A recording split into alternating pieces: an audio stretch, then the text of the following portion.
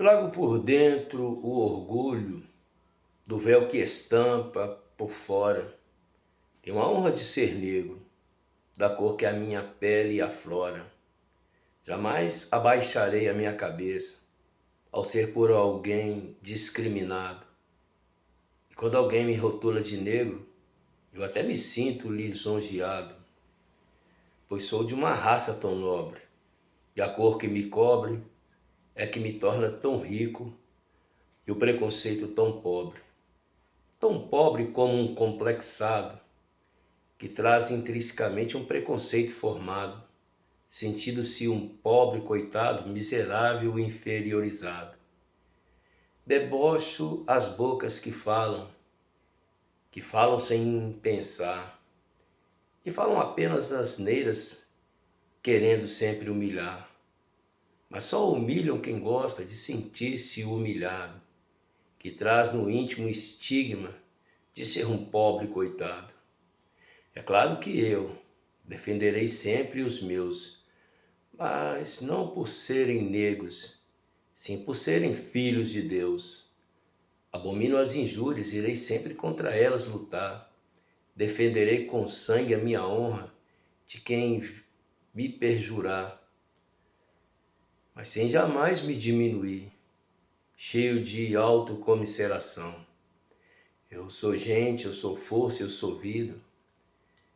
Eu sou um autêntico cidadão. Bendito seja o nome desse Deus maravilhoso chamado Jesus Cristo. Bendito esse Deus maravilhoso que criou o homem conforme a sua imagem e semelhança. Não há preto, não há branco, nem vermelho e amarelo. Somos todos iguais.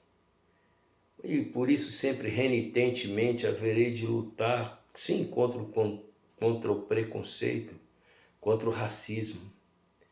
Mas também serei sempre contra essa demagogia que tem se manifestado, principalmente na atual conjuntura, onde basta uma palavra apenas e é motivo de tanta polêmica. Outro dia um jogador, porque foi chamado de negro, se levantou arduamente e foi, infelizmente, eu fico até envergonhado. É claro que nós devemos ser contra as injúrias raciais, nós devemos ser contra todo tipo de preconceito, mas também é necessário que saibamos ter o bom senso. Eu me lembro na minha infância, minha irmã mais velha, hoje ela já é falecida. Ela trabalhava numa escola de situação de classe média alta, ela era apenas servente. Isso é um prato cheio para a época de hoje. E como ela era uma serviçal nessa escola, ela conseguiu uma vaga para mim, para o meu irmão. E o incrível, por incrível que pareça, eu tinha o maior sonho de participar das peças de teatro que havia nessa escola, geralmente para crianças. Coroação de Nossa Senhora era uma delas no mês de maio, Coroação de Maria. Eu sempre era preterido, até que em determinado momento a professora teve uma ideia, estava sendo ensaiada uma peça teatral de um passarinho chamado Cuco, que fugiu da gaiola. É meio hilário isso.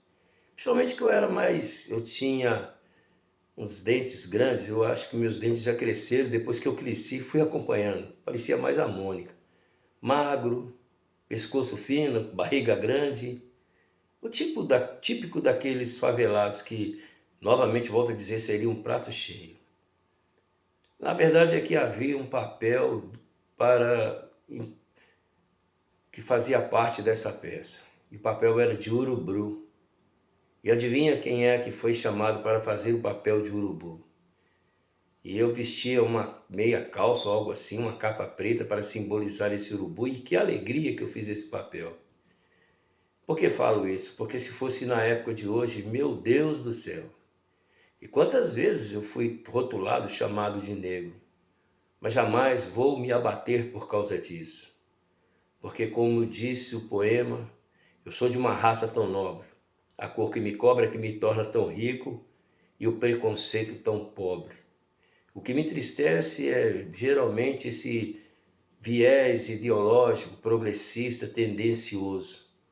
Basta alguém que tenha a mesma cor, mas que não tenha as mesmas ideias, e ele é ignorado, ainda que ele seja avassalado, ainda que ele seja questionado, ainda que ele seja humilhado. Sempre há assim, um conceito, aí sim um conceito preconcebido, onde as pessoas têm aqueles que fazem parte do seu núcleo. Geralmente, quando acontece algo que causa polêmica, sai por aí depredando a cidade, quebrando vidraços, derrubando imagens. Eu estava olhando as histórias dos grandes vultos. Eles enfatizam por demais um certo negro na época da Inquisição Zumbi. Eu não estou aqui querendo defamar ou defender, mas por que que eles não falam tanto de homens como Luiz Gama, André Rebouças, homens que foram abolicionistas, homens que lutaram? Ao que me consta, um dia eu vi a história que disse que que ele só é tão defendido como o Zumbi dos Palmares, chegou a ter escravo, traiu seu próprio tio, enfim. Talvez porque ele representa uma minoria falsa, talvez porque ele seja fácil de manipulação. Mas um engenheiro como André Rebouças, um advogado como Luiz Gama, não faz tanto sucesso para essas pessoas que gostam de criar os seus pobres coitados e as suas vítimas. Para concluir, eu volto a repetir, e peço a Deus que um dia isso fique na mente das pessoas. Agora usando sim a primeira pessoa do plural. Somos de uma raça tão nobre, e a cor que nos cobre é que nos torna tão ricos e o preconceito tão pobre.